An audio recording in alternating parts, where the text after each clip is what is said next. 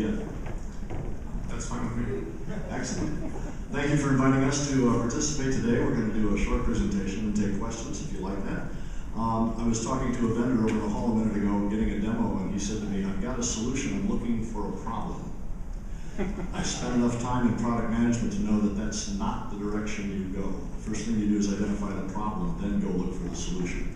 So what problem are we trying to solve with the MLS Domains Association? Well, there's a couple of them. One is the lack of a trademark in the US on the name MLS. As you know, it's trademarked in Canada, but the US group of realtors did not see fit to do that back when it was available, and consequently we have MLS being used for any number of different things. The other problem is that since MLS has become so generic, it has literally become a magnet for non-real estate related web searches. And I'm going to give you a short quiz. What's up on the screen? What do all of these domain names have in common? No need to raise your hand, I'll give you the answer. The answer is actually two parts. One, none of them is owned by an MLS. And for the most part, most of them are not operated by real estate brokers. The websites that operate these domains don't need your data in order to attract eyeballs for advertising. All they need is the name MLS because they recognize consumers see that as an attraction that will draw people despite the fact that they don't have any data there. Well, we know that consumers will actually search for MLS. It's counterintuitive to me because I know to look for brokers and MLS sites. I know who you are. But consumers don't see it the same way. The Wade Group helpfully provided some information to us just, I think this is just a week ago or so, showing where the traffic goes for searches on Google for MLS, consumer searches for MLS on Google. And what's interesting to me is the one that stands out at the top is MLS.com, which gets almost 50% of that traffic, but they are not an MLS. In fact, none of these sites, except maybe one down there at the bottom somewhere, is Jim Harrison here? Good job, Jim. Jim's on the top 10 list, but just barely, and none of the rest of them are MLSs. So you know this problem, we know about it too. We think a solution, or part of the solution for this problem really is a new top-level domain for MLSs. And that's why we started the .MLS initiative. Of course, some folks have suggested that we won't be able to garner attention in a world dominated by .com, and we think they're wrong. And the reason we think they're wrong is that the .com has grown to be a sort of meaningless appendage. It tells you nothing about what's at the site. You'll find businesses, schools, trade associations, individuals, and even churches at .com. So .com is supposed to be commercial. I don't know what all these other folks are doing there. Second, we know that all the words you want on .com are basically already gone. And if you want Philly.com, sorry, Philly Online already has that.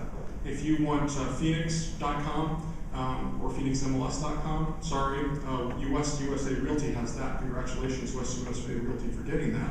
Not an MLS though. So what's happening now is that ICANN, which is the company that manages the top-level domains on the internet, is opening the window next year for anyone and their uncle, basically, to apply for new top-level domains, provided you have the right kind of backing, the right kind of support. And they expect that there are going to be 400 to 500 more top-level domains on the internet after this process. So, in addition to the fact that .com is meaningless, that many of the names are gone at .com, we also have this phenomenon already of what we call domain hacks. Bob, you want to explain what those are? I'll do my best. I always thought that hack was when they broke into your computer and took stuff out. It turns out in the internet world, hack can also be putting things together that you might not normally think go together, such as, well, blip.fm, I'm not sure FM is a blip, but jacked FM, bit.ly, who is, I love this one, blow.gs, or blogs if you read it quickly. Despicable Me, I wonder if they got the name before they created the movie title or afterwards. And the ones you like most, Howley and Bitly, are both up there as well. These are concatenated creations that literally they would have gotten in the .com world, but they weren't available. So we know that the internet's going to change, and we know it's going to change over the next probably 3 years. This isn't going to be an overnight thing. And we're trying to lay the groundwork to deal with that strategically now. The second quarter next year is when ICANN is expected to open the window for applications, so nobody can apply for a new top-level domain before then. but most of the organizations who are considering applying haven't made announcements about that yet for strategic reasons. We'll point out a couple examples of those.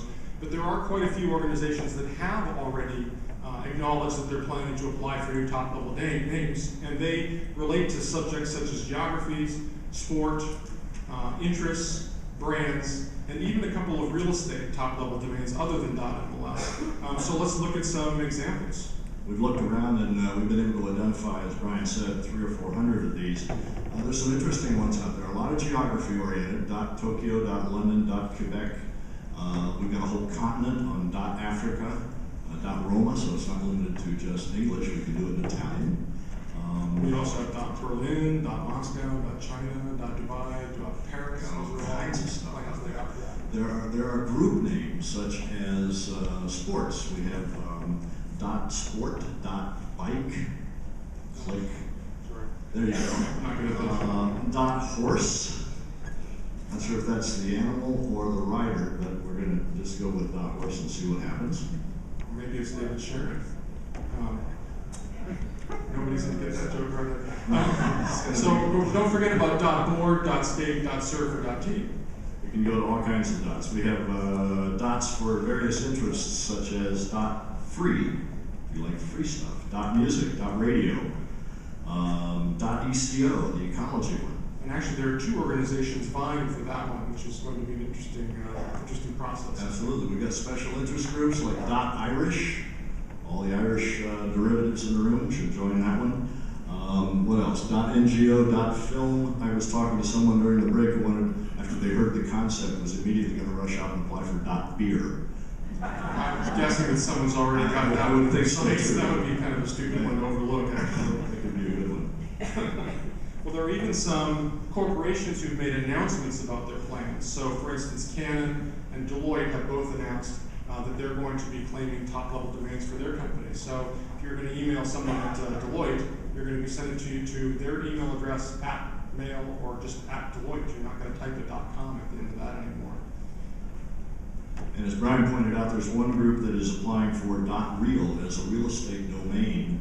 The Global Real Estate Technology Forum. Anyone knows about them? They're going after .real.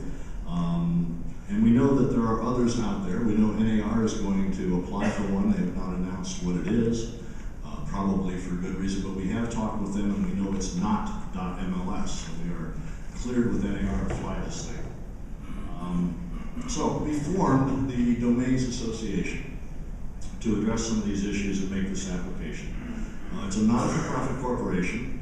We recruited a number of MLSs to get it started, and to date, as of last Friday, 44 MLSs representing 520,000 MLS subscribers nationwide have signed on to the Domains Association initiative. There are a lot of those folks running around the show right now. Many are wearing these little orange badges, except I didn't read the marketing material before I got here, and I'm handing out orange badges to everybody. So you may walk up to someone and they may not know why they're wearing the orange badge, in which case I would ask you to stop by our booth on the display floor and we can talk to you about questions that you might have. And we'll give you an orange ribbon to put on your badge. And we also put some pictures of some of our leaders up there. So we're going to have a contest to see which ones get the most votes for being attractive. Russ lost. Yeah. Sorry, Russ. Russ got beat out. Yeah, he got beat out. Those people there. I did want to point out something. I don't mean to knock these companies, but I did want to point out that in a short time we have garnered a lot of support from the industry. That 520,000 actually represents more subscribers than the MLSs who have signed licensing agreements with RPR, CoreLogic, and Move combined. So there's some momentum here. We're moving forward. We're getting there. So why are they doing it? They're claiming city names, of course. Yeah, so far we've got folks who claim Austin, Charlotte, Atlanta, Denver. Well, you can read the list, right? So these have already gone on .mls. Interestingly, though, there are a few kind of sort of primo names. Major cities that are unclaimed. Yeah, so I think we've still got New York City, or MLS, New York City.mls, sorry, not .New York City. Although someone's applying for .New York City, by the way. From ICANN. Los Angeles.mls is still out there for anyone who's interested. Kansas City.mls. I don't know if Kansas City's a member yet. Maybe it will be now. And Now that we've publicly humiliated them. that's shame on the right day. And Houston.MLS, Dallas.MLS, those are both still out there too. So there's still opportunity here. So why do we need your support? Well, there are a couple of reasons. One, money. We need to be able to show that this association is financially viable when we make our application to ICANN, that we can indeed move forward, acquire the domain, and manage it properly for the years to come. And two, the nature of the application we're making requires that we have support from the community that we are going to represent. And as many times as I've tried to explain community application, I haven't been able to do it. It's yours. Let me give a shot at that. So ICANN set up this process for people to apply for domains, but they set up these two tracks, and one of them is that if you're sort of a business interest, you can apply. And the other is that if you're some kind of group, a nonprofit group, you can apply. They set it up so that nonprofit group applications, once they're certified, automatically trump business applications. So if we can get our application to qualify as a nonprofit or community-based application, anyone who applies for .MLS as a business is going to lose. And to us, that's a big deal. So I think that's a big deal to you too. And that's why we're trying to do that. But what's important about that is we need to be able to stand up in front of ICANN when the time comes and say, not only do we have enough financial support to make this fly, but we have the support of a meaningful percentage of the industry to allow us to call it a community-based application. That's very important. Absolutely, and that's a significant piece of it. The third reason is that, quite frankly, opportunities like this don't come along every day. You heard Stefan this morning mention that most realtor adoptions of technology tend to lag 3 to 5 years behind the rest of the world. This could very well be a one-time shot. And if we don't take this opportunity to make the application now, we may not get a second chance. So the support from those MLSs that this application would benefit is vital, and we are soliciting your help now to get us into that community application role. So what is that going to cost you? That's the other thing I'm going to let Brian explain. Sure, he varies from the script the whole way through, but when it comes time to talk about the